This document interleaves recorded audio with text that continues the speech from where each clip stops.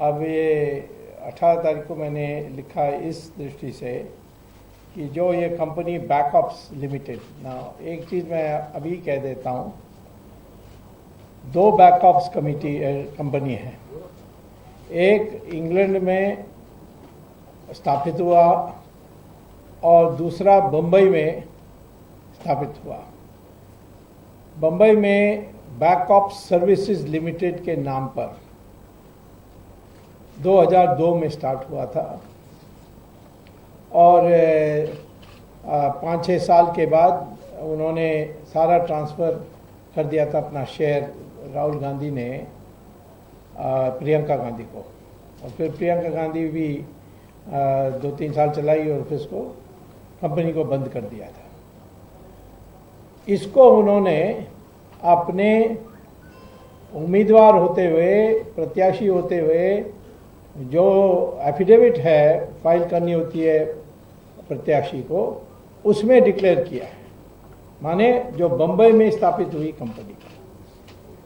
लेकिन जो इंग्लैंड में 2003 में जिसकी स्थापना हुई उसको उन्होंने बताया नहीं, यद्यपि फॉरेन कंट्रीब्यूशन रेगुलेशन एक्ट और फीमा, फॉरेन एक्सचेंज मेंटेनेंस एक्ट, ये जो है इन दोनों विधि के अनुसार या कानून के अनुसार उनको रिपोर्ट करना चाहिए था, और एफसीआरए के अनुसार पहले परमिशन लेने के बाद ही कंपनी को स्थापित करना चाहिए था। तो ये गुप्त रखा उसने, वो एक अपराध है। तो मैंने ये कहा है कि ये जो इंग्लैंड में बनी कंपनी, इसको अकाउंट्स में तो कम दिखाते हैं, परंतु उस अकाउंट के ज़रिए, उस कंपनी के ज़रिए वो और भी कंपनी के साथ रिश्ता जोड़ करके आखिर में वो डिफेंस कॉन्ट्रैक्ट में उन्होंने रिश्वत ली है। उसका मैं चार्ट अभी पढ़ाता हूँ। और यही होता है ब्लैक मनी में वापस लाने में मुश्किल यही होती है। एक कंपनी मिलेगी तो फिर वो दूसरा कंपनी को लीड करेगा, तीसरा कंपनी को लीड करेगा, बड़ी मेहनत करनी होती है। तो ये मैंने प्रधानमंत्री को चिट्ठी लिखी कि इस पर उनको जांच करनी चाहिए। दूसरा पेज में मैंने सारे जो बिजनेस राहुल गांधी ने इन दिनों में की है उसका मैंने विवरण दिया है। और मैं इसमें देखिए ऊपर फर्स्ट पैराग्राफ में तीसरी लाइन में शुरू होती है, UK address backup limited he floated in that country in 2003। उस देश में उन्होंने 2003 में इस कंपनी को बनाया था। दूसरा कंपनी का नाम है बैकअप सर्विसेज प्राइवेट लिमिटेड, वो 2002 में स्थापित हुई थी। पहले ये न्यू दिल्ली लिखी है, वो बाद में बनी न्यू दिल्ली जब प्रियंका के हाथ में गई, और तो शुरू में बम्बई में, और उसमें वो कॉल ऑपरेशन ये वो सब किया था। और नीचे लिखा है कि उन्होंने ट्रांसफ़र कर दिया उसके बहन को, उसने पूरा ट्रांसफ़र करके लगभग 91.67% बहन की शेयर्स हो गई। तो ये एक पहली बात है। और उसने ज़मीन खरीदा, ये सब मैं बाद में करूँगा। अभी अब ये चार्ट में जाने के पहले मैं ये दिखाने चाहता हूँ आपको। पहले ये जो है बैकअप्स लिमिटेड, ऊपर लिखा है company house. Company house UK में, कंपनी हाउस यूके में रजिस्ट्रार और कंपनीज को कंपनी हाउस कहते हैं। जो हमारे देश में रजिस्ट्रार और कंपनी है सरकारी, वैसे ये भी सरकारी है। उनका एक वेबसाइट है, उस वेबसाइट में ऑफिशियली वो सारे कंपनीज को लिस्ट करते हैं। उसके अनुसार हमने एक पन्ना निकाली है, उसमें साफ लिखा है कि राहुल गांधी ऊपर तो सेक्रेटरी हैं और फिर नीचे जो डायरेक्टर भी हैं, और नेशनैलिटी ब्रिटिश है। अब कांग्रेस पार्टी कहती है कि जब ये कंपनी 2003 में बनी तब राहुल गांधी ने कहा कि वो इंडियन, वो ठीक है, परंतु फिर 2004 में, 2005 में, 2006 में, 2007 में, 2008 में, 2009 जब आपने कंपनी को बंद किया, इन सारे हर साल में आपने एनुअल रिटर्न फाइल की थी। और 2009 में डिसोल्यूशन माने इसको डिसॉल्व करने की जो एप्लीकेशन फाइल की थी, इन सब में लिखा है ब्रिटिश सिटीजन, ब्रिटिश नेशनलिटी। अब एक साल में इंडियन और बाकी 5 साल में ब्रिटिश, तो कहते हैं कि वो ब्रिटिश जो है वो टाइपिंग मिस्टेक है। तो हो सकता है कि वो इंडियन था पहले, वो भी टाइपिंग मिस्टेक था और ये जेन्युइन है। 5 बार कैसे टाइपिंग मिस्टेक हो सकती है। एनीवे, मैंने जो डॉक्यूमेंट्स पेश की थी इसको खंडन नहीं किया कि ये बनावटी है, फर्जी है, ये नहीं कहा उन्होंने कहा कि मैंने वो 2003 का इनकॉर्पोरेशन की नहीं देखी। अब मुझे क्यों देखना है? आप पूरे सफाई दीजिए। आप कहते हैं ये टाइपिंग मिस्टेक है, तो फिर आपने करेक्ट क्यों नहीं किया? आपको तो ये जैसे आप भेजते हो, आपको तो आपकी कंपनी में तो रिकॉर्ड्स होती है, उसको तो देखते हैं। और आप, राहुल गांधी सिर्फ डायरेक्टर नहीं है, वो कंपनी सेक्रेटरी भी है। कंपनी सेक्रेटरी के माने सारे जो पत्र व्यवहार होती है कंपनी के साथ, रजिस्ट्रार ऑफ कंपनी के साथ, या कंपनी हाउस जिसको इंग्लैंड में कहते हैं, वो सारा उसके दस्तखत में जाती है। वो सबको बाहर निकालिए और दीजिए। जांच का विषय यही है। मैंने जिसको कहते हैं लॉ में प्राइमा फेसी केस प्रूव कर दी। राहुल गांधी के खुद के कंपनी और जिसने खुद अपने आप जो फाइल की है अपने दफ्तर से, उसमें उन्होंने कहा ब्रिटिश सिटीजन है। तो हम क्यों नहीं मांग कर सकते हैं कि बताओ, मैंने ये अभी तक इन्होंने सिर्फ गाली दिया है मुझे, और ये 2003 में वो इंडियन लिखा था।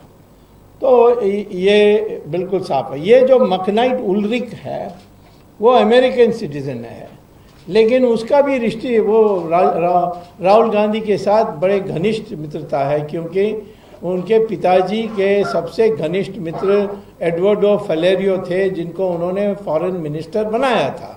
वो गोवा के व्यक्ति हैं और सोनिया गांधी के दूत बनकर कई बार जगहों घूमे।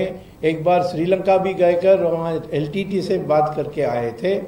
तो ये बड़े विश्वसनीय व्यक्ति हैं। उनके बेटी सोनिया, उसका भी नाम है सोनिया फलेरो, उसने इसके साथ मकनाइट ये अमेरिकन के साथ शादी की है। तो ये 2 डायरेक्टर हैं और दोनों के आपस में संबंध है। फिर अगला पेज में जाओगे तो ये है कंपनी बनाने की सर्टिफिकेट, और उस इसमें हमने जो एक दिखाया है, क्योंकि ये दूसरा कंपनी है, ये बैकअप्स का नहीं है। बैकअप्स के लिए मैंने बांट चुका हूँ, और ये 2 कंपनी का महत्व अभी जब हम शेल कंपनी के रिश्ते के रूप से दिखाएंगे उसमें ये है। इसका भी आप वेबसाइट में जाकर कर सकते हैं। अब देखिए, रागा सागा माने राहुल गांधी की कहानी, उसमें उन्होंने लिखा बैकअप्स। फिर ये एक कंपनी जिसका नाम है ऑप्टिमल, OAL वो नीचे है, CRDL। ये तीनों कंपनी के कॉमन फैक्टर है उल्रिक कॉमन फैक्टर है। और इसको जो भी इसमें पैसा कमाएगा वो इसमें फनल कर सकता है और अकाउंट्स में दिखाने की ज़रूरत नहीं। तो उसके सारे विवरण मैंने दूसरे पेजों में दिया, आप पढ़ सकते हैं। और इसमें जो सवाल उठते हैं कि ये उल्रिक को क्यों नहीं आपने अपॉइंटमेंट दिया, ये सब आप पढ़ सकते हैं। बट मोटी बात ये है कि जो चार्ट मैंने पहले दिखाई आपको, उसमें वापस जाएं और इसमें ये चार्ट जो है ये है महत्वपूर्ण। Backups, Rahul Gandhi British citizen, फिर एडवर्डो फलेरियो मिनिस्टर था राजीव गांधी के गवर्नमेंट में और गोवा के हैं और कैथोलिक क्रिश्चियन भी हैं, और उनकी बेटी है सोनिया फेलेरो, उसकी शादी होती है उल्रिक मैकनाइट से, और मैकनाइट कंपोजिट रेजिन डेवलपमेंट इसका इनकॉर्पोरेशन का बताया, वो एक कंपनी, उसमें 2 डायरेक्टर्स हैं अतिरिक्त, सुनील मेनन, गौतम माक्कर, ये भी राहुल गांधी के पर्सनल फ्रेंड्स हैं, और ये एक कंपनी बनाते हैं फ्लैश, ये तीनों मिलकर के फ्लैश फोर्ज, और फ्लैश फोर्ज जो है फ्रेंच कंपनी कोयार्ड उसके साथ है, उसको 20,000 करोड़ रुपए की कॉन्ट्रैक्ट मिली है सबमरीन पार्ट्स के लिए, जिस सबमरीन हम लोग फ्रांस से खरीदा है।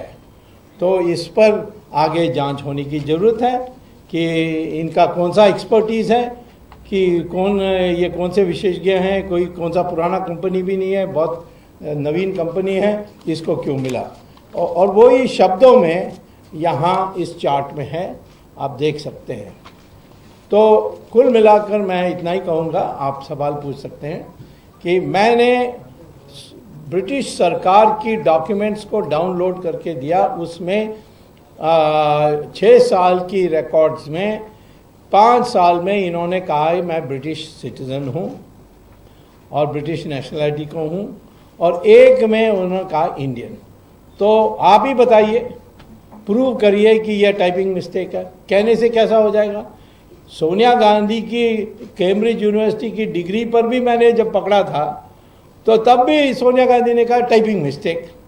अब जब पकड़े जाते हैं तो कहते हैं टाइपिंग मिस्टेक, टाइपराइटर पर दोष दे देते हैं, और जब नहीं है तो कोई सुनता नहीं है तो फिर उसको मौज करते हैं।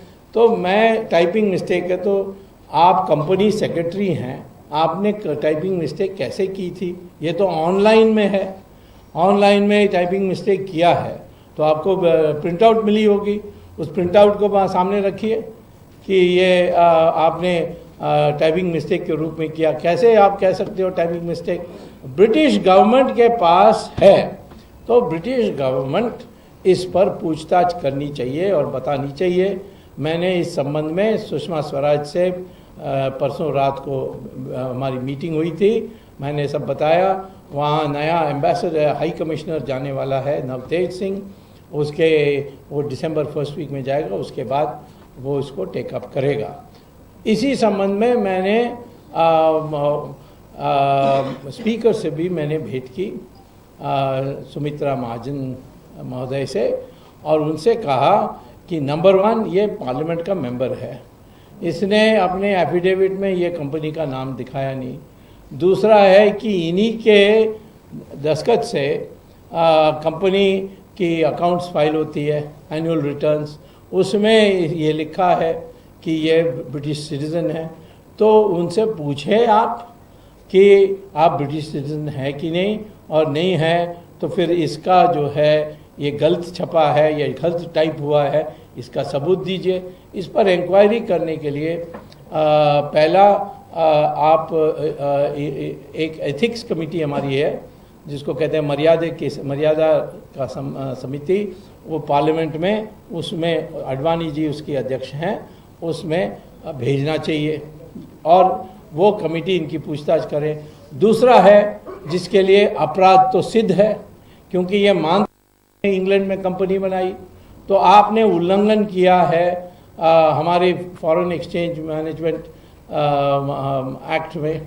और दूसरा, आप एमपी होने के कारण आप विदेश में कंपनी बनाकर फॉरेन एक्सचेंज कमा नहीं सकते जब तक आपको कंपनी बनाने के पहले होम मिनिस्ट्री से foreign contribution regulation act FCRA से आपको अनुमति नहीं मिलती है।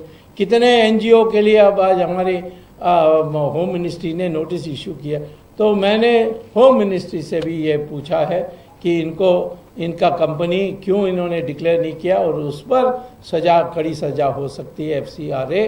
तो ये तीसरा है कि यदि आप ब्रिटिश सिटीज़न हैं और ये सिद्ध हो जाएगी इंक्वायरी से, पार्लियामेंट की कमेटी से, तो वो पार्लियामेंट का मेंबर नहीं रह सकते।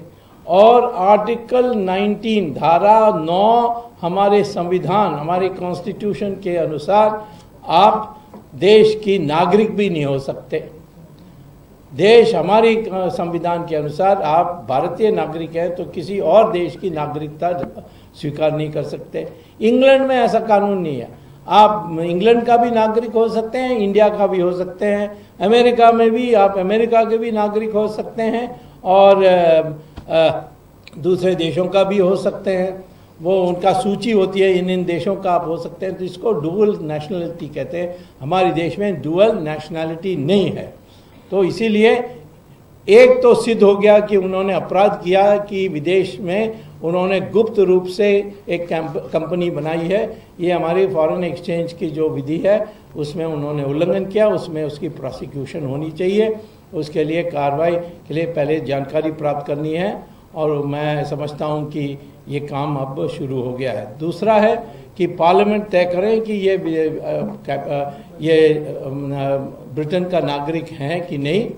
इंडियन का नागरिक पासपोर्ट, इंडियन पासपोर्ट इसके हाथ में है, कांग्रेस कहती है तो क्या है, परंतु यह फर्जी हो गया क्योंकि ये अवैध हो गया क्योंकि आपने इंग्लैंड का भी पासपोर्ट रखा है सिटीजन होते के नाते। वहाँ का इंग्लैंड का वोटर भी बन गए। उस वोटर रोल भी मैंने स्पीकर महोदय को दिया है जिसमें लिखा है कि Rahul Gandhi is a resident of Britain. आप ब्रिटेन का रेजिडेंट कैसे हो सकते हो जब आप देश के पार्लियामेंट के मेंबर हो।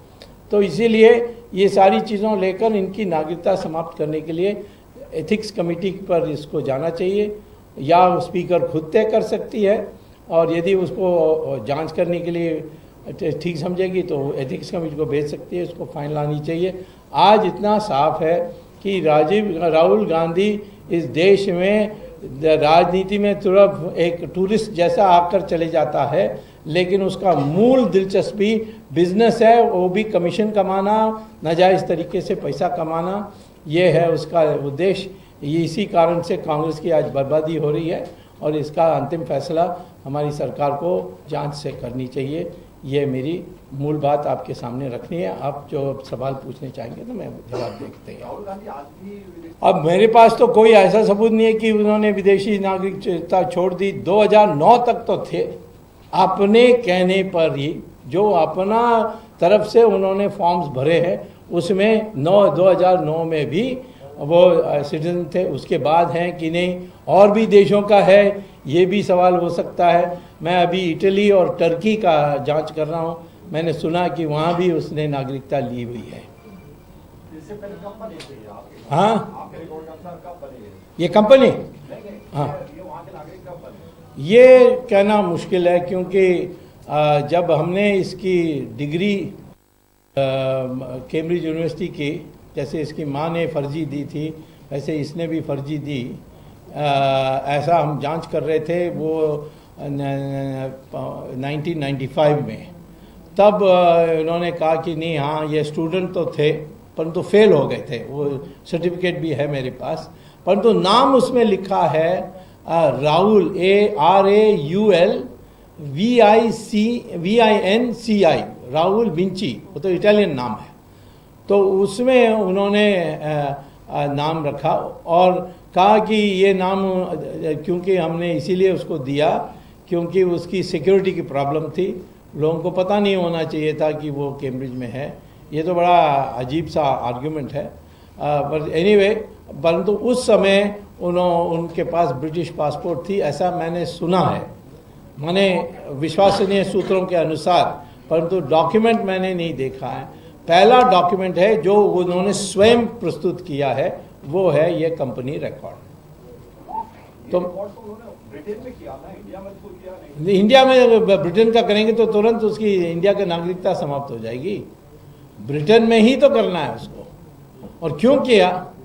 ब्रिटेन में आपको कंपनी शुरू करने के लिए ब्रिटेन का नागरिक होने की आवश्यकता नहीं है।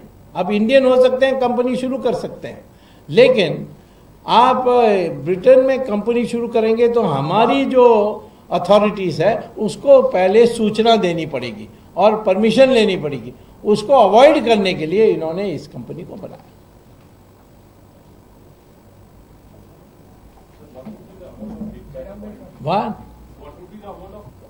No, this is not, this is just the beginning. Many more is to come. I think that mother and son have up to $40 billion in foreign accounts. 40 billion. 40 billion को 60 से तो माने 2.5 लाख करोड़. 2.5 लाख करोड़ हमारे इनकम टैक्स रेवेन्यू से ज़्यादा है. एक बार इनको पकड़ लेंगे तो आपका 1 साल का इनकम टैक्स तो माफ हो सकता है.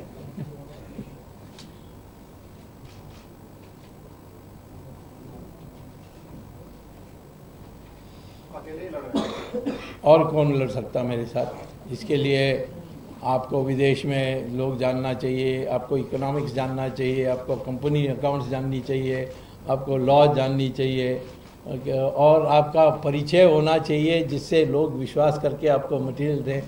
कितने लोगों को मैं ऐसे है तो अकेला ही ठीक है, क्योंकि मैं 4-5 लोगों को इधर उधर से पकड़ के या पार्टी से लूँगा, पता नहीं कहाँ उसका उपयोग होगा. हाँ, वो चल रहा है. वो 4 तारीख को फाइनल हियरिंग है. उसमें क्या हुआ था, मैंने सिद्ध कर दिया था कि उसमें तो मज़ेदार बात थी, ये ऐसे ही फ्रॉड थी. सोनिया गांधी, राहुल गांधी ने एक कंपनी बनाई, उसमें 76% शेयर्स माँ बेटे के था, 38%. और फिर उन्होंने मोतीलाल वोरा और ऑस्कर फर्नांडिस को उन्होंने डायरेक्टर भी बनाया अपने अतिरिक्त, 2 ये और 2 ये. और मोतीलाल वोरा को 12% शेयर्स और ऑस्कर फर्नांडिस को 12% शेयर्स. सिर्फ 5 लाख रुपए लगाई उस कंपनी में. फिर ये एक बात हुई. दूसरी बात हुई कि नेशनल हेरल्ड की जो कंपनी है, एसोसिएटेड जर्नल्स, इसने 2008 में पेपर पब्लिश करना बंद कर दिया.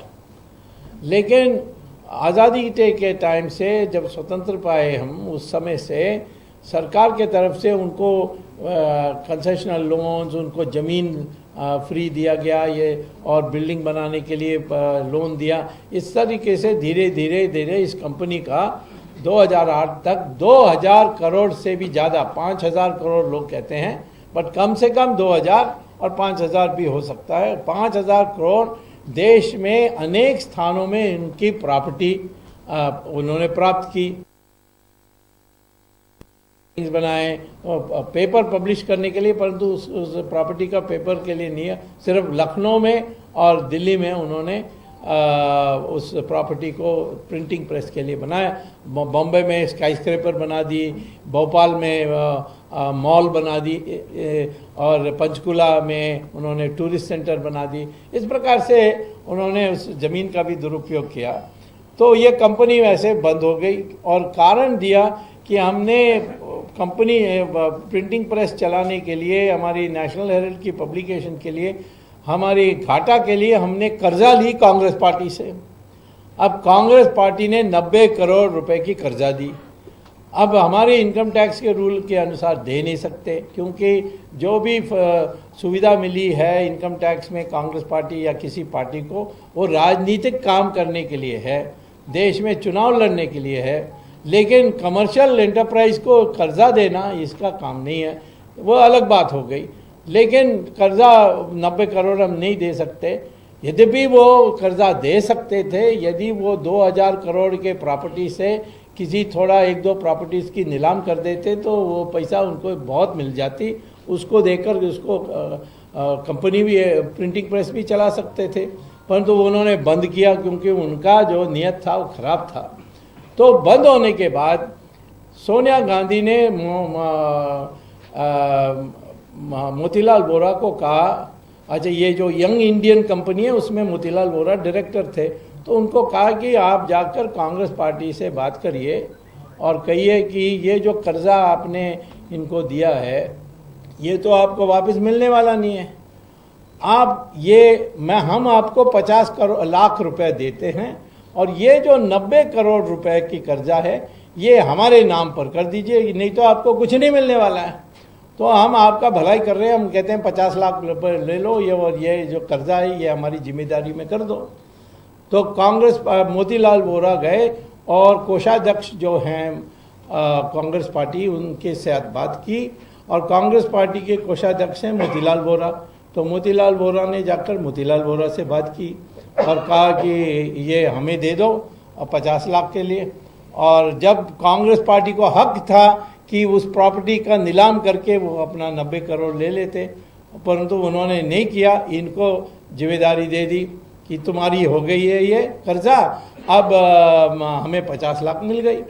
और फिर उसके बाद एसोसिएट जर्नल्स को मनाना था, तो मोतीलाल वोरा यंग इंडियन का गए chairman of board of directors of associated journals से बात करने के लिए, और कहा कि देखो तुम इस 90 करोड़ तो हमें दे नहीं सकते, तो हमें 9 करोड़ रुपए के 9 करोड़ के शेयर्स एक 10 रुपया का एक 10 रुपया का 9 करोड़ दे दो और कर्जा माफ़ हो गई और वो शेयर्स हमारी हो जाएगी, और जब कंपनी चलेगी तो हम उसमें प्रॉफिट हमें डिविडेंड मिलेगी।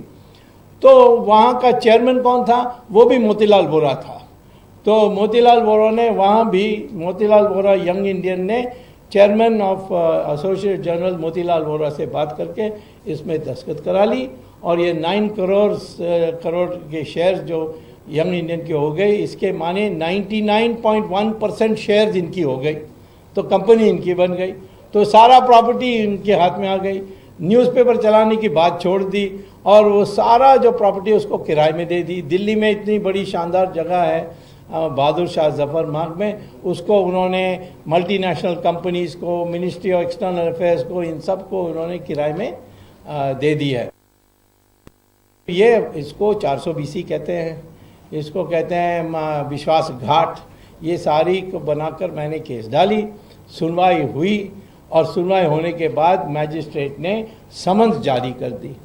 समन्स जारी करने के बाद इनको हाजिर होना है आरोपी के रूप में, और फिर बेल मिले तो बेल लेना पड़ेगा, नहीं तो जब इसकी जांच, इसकी कोर्ट की कार्रवाई चलेगी उसमें थोड़ी दिन जेल में रहना पड़ेगा। तो इन्होंने हाई कोर्ट में जाकर सेक्शन 482 में अपील की कि ये जो समन्स जारी हुई है ये नाजायज़ जारी हुई है, इसको रद्द करना चाहिए। इसके लिए नॉर्मली हाई कोर्ट 1 दिन से ज़्यादा नहीं लेती है, परंतु अभी तक इन्होंने 1 साल ली है, और उसकी आखिरी बहस जो होगी वो होगी 4 तारीख को, जब मुझे जवाब देना होगा। और अभी तक उन्होंने 7 वकीलों को, सीनियर वकीलों को, एक कपिल सिब्बल, दूसरा मनु सिंघवी, तीसरा चीमा, और आपका जो यहाँ का रावल वो, ये सारे लोग हैं। एक 10-10 दिन वो पूरा दिन बोलते रहते हैं, बहस करते, इसलिए खींचते अभी यहाँ 1 साल हो गया है, 1 साल से भी ज़्यादा हो गया। अगस्त से समझ जारी हुई थी पिछले साल, अब 1 साल से भी ज़्यादा हो गया। और मैं समझता हूँ कि अब अंत निकट है और उसमें जीतेंगे, और इनको फिर हाजिर होना पड़ेगा मैजिस्ट्रेट के सामने, फिर ट्रायल शुरू होगी। उसको भी मैं छोड़ने वाला नहीं हूँ। और भी केसेस आने वाले हैं धीरे धीरे, परंतु मुझे अकेला करना होता है तो थोड़ा टाइम लगता है, क्योंकि दिन में तो 24 घंटे ही हैं, इसमें हमें सब निकालना होता है। कभी कभी अहमदाबाद भी आना होता है, प्रेस कॉन्फ्रेंस भी करना होता है, तो उसमें भी समय जाता है। सर, सरकार ने आपके लेख और आपके बातों को माना ये हेड स्पीच है। हाँ, अब तो बदल गए ना, एफिडेविट भी किया है उन्होंने। अब एफिडेविट, नया एफिडेविट कल फाइल किया, आज टीवी में सब में आ रहा है, U turn by government, U turn by government. पता नहीं कोई पागल है हमारे लॉ डिपार्टमेंट में, उसको मैं ढूंढूंगा। पहले तो इसको ठीक करना है। मुझे नरेंद्र मोदी को बधाई देना है कि उनको जैसे ये खबर मिली अखबारों से कि एफिडेविट फाइल हुई है सरकार के तरफ से सुप्रीम कोर्ट में कि मैंने पुस्तक 10 साल पहले लिखी और वो नफ़रत पैदा करती है। अब यूपीए गवर्नमेंट ने भी इसको नफ़रत फैलाने की नहीं सोचा, केस नहीं डाला। अब इसको सडनली कहाँ आ गए, तो पता नहीं किसने शरारत की थी। दस्तखत तो एफिडेविट में तो एक अंडर सेक्रेटरी, सबसे जूनियर ऑफिसर होता है होम मिनिस्ट्री का। तब मैंने पता किया तो हमारे राजनाथ सिंह को का दस्तखत नहीं लिया गया, दस्तखत लेना चाहिए था, नहीं लिया। होम सेक्रेटरी का भी नहीं लिया, यानी स्वीकृति नहीं ली। और कहाँ से ये आया, कैसे फाइल हो गया, इस पर अभी पूरी जांच हो गई है। लेकिन कल सरकार ने एक एफिडेविट फाइल की है कि हम इसको मानते नहीं हैं। और ये जो एफिडेविट है उसमें जो एक पैराग्राफ है जिसमें ये बात कही है उसको हम डिलीट कर रहे हैं। जिसने भी दस्तखत किए होंगे वो आपको जानता तो होगा? नहीं, इतना जूनियर है वो, कोई जूनियर अंडर सेक्रेटरी को मैं कहाँ जानता हूँ। परंतु कहाँ से प्रेरणा आई होगी वो मैं पता कर दिया है। मुझे पता लग गया कि किसने इस ड्राफ्ट को अप्रूव किया है, उसने शरारत की, उसका हम ठीक करेंगे, आपको पता लग जाएगा थोड़े दिन में। और ये जब महत्व का इसी वजह, क्योंकि जब सरकार नहीं हमारे साथ है, प्रधानमंत्री खुद दुखी है और सारे पार्टी के लोग दुखी हैं, संघ के अधिकारी दुखी है, तो मैं इसमें कोर्ट में तो वैसे इनकी धज्जी उड़ा देता। जब 4 से पुस्तक एक आतंकवाद की सामना करने के लिए क्या करना है, तब मैंने एक ही बात कही थी कि हमारे देश में यदि मुसलमान ये मान लें कि उनका पूर्वज हिंदू है तो फिर हम सब लोग एक परिवार के हो जाएंगे। तो वो सत्य भी है, क्योंकि डीएनए स्टडीज़ हो गए हैं हिंदू और मुस्लिम पर, और दोनों का डीएनए एक ही है। अब इसमें क्या नफ़रत है? मैं तो प्रेम की बात कर रहा हूँ, उसको नफ़रत कहते हैं, और वो भी 10 साल के बाद। कोई दंगा तो नहीं हुआ मेरे किताब के कारण। आप हिंदू मुस्लिम का डीएनए बता रहे, मोदी जी तो बिहार वालों का डीएनए अलग बता रहे। वो राजनीतिक डीएनए की बात कर रहे हैं, मैं शारीरिक डीएनए की बात कर रहा हूँ, मैं जेनेटिक का डीएनए बात कर रहा हूँ। यस,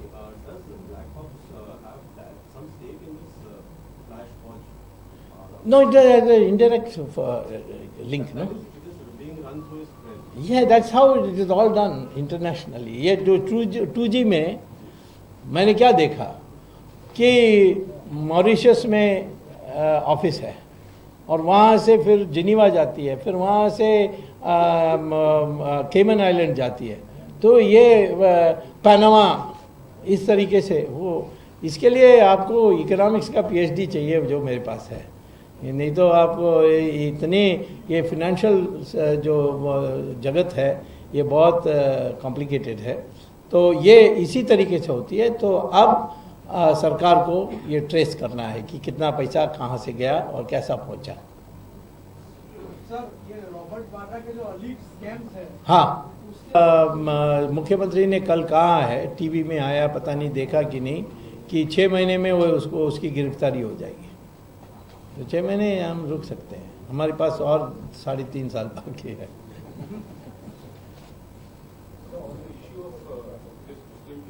यस, यस,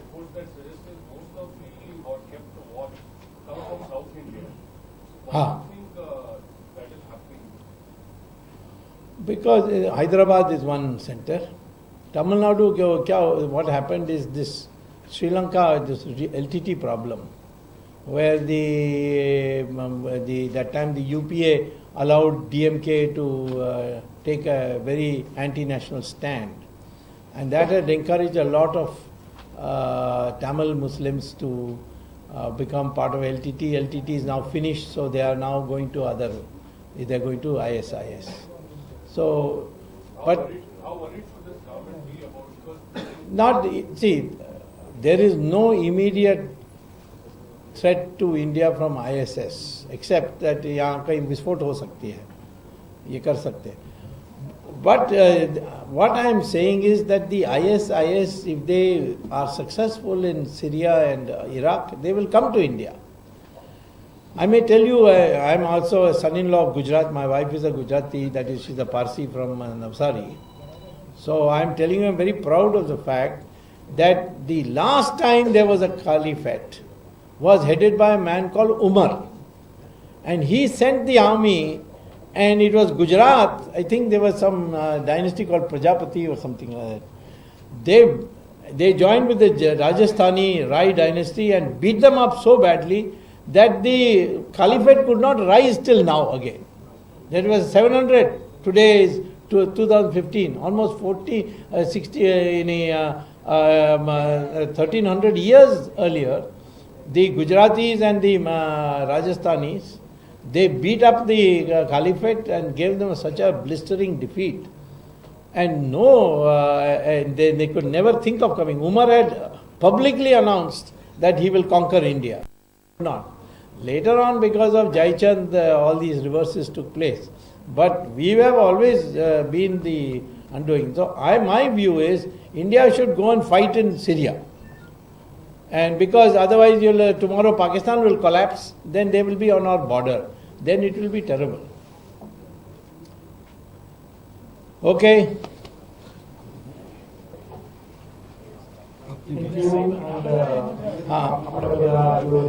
एक बात एंड जगदीश शेट्टी, मैं उसका अध्यक्ष हूँ। इसका काम ये की है कि देश में जो पढ़े लिखे लोग, जो नया तबका है 25 साल से 40 साल के बीच में और उससे भी कम भी हो सकते हैं, उनको देश की अस्मिता, देश की संस्कृति और देश की सही इतिहास, ये इस पर बौद्धिक करना और उनको समझाना और उनको नया हिंदुस्तानी तैयार करना, उस दृष्टि से आंदोलन नहीं है।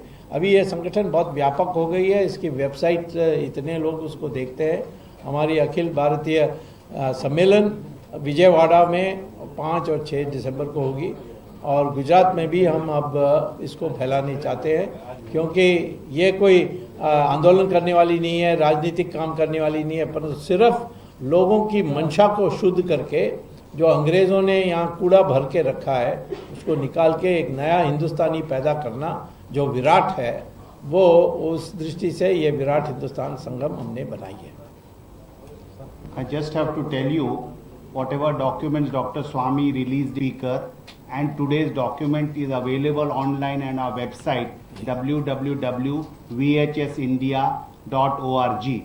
If anybody wants for research, these documents are available. आप हमारी वेबसाइट www.vhsindia.org पर जाकर देख सकते हैं। ओरिजिनली राहुल गांधी के बारे में जो डॉक्टर स्वामी ने डॉक्यूमेंट्स रिलीज किए, स्पीकर को उन्होंने जो लेटर लिखा, आज के आपको जो डॉक्यूमेंट दी गई है, वो सब हमारे वेबसाइट पे है। आप उसको वहाँ से you can access it from your computers so that you have backup of. मूल संदेश इस प्रेस कॉन्फ्रेंस का है कि राहुल गांधी राजनीतिज्ञ नहीं है, वो कमीशन एजेंट है। लगेगा कि उसने हर जगह में कमीशन के लिए कंपनीज बैठाई है, जिसको देश को पता नहीं है, और इसको जितना जल्दी हम मुक्त करके विदेश भेज सकते हैं उतना अच्छा होगा।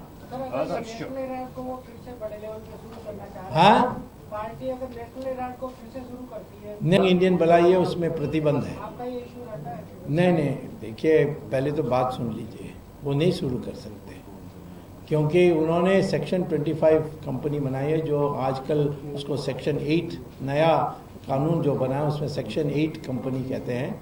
उसके अनुसार वो प्रिंटिंग प्रेस, अखबार चलाना और बेचना, उस पर प्रतिबंध है उस पर, क्योंकि उन्होंने कहा कि हम युवा का नैतिक अधिकार बढ़ाएंगे। ये ऐसा युवा है, ऐसा उदाहरण होगा तो सारा भ्रष्ट हो जाएंगे हमारे देश में, परंतु उसका न्यूज़पेपर नहीं कर सकते, तो ये ख़त्म हो गया। नहीं तो किराए में देने की क्या बात है, क्यों किराए में दे रहे हैं? प्रिंटिंग प्रेस लगानी चाहिए, तो ये है।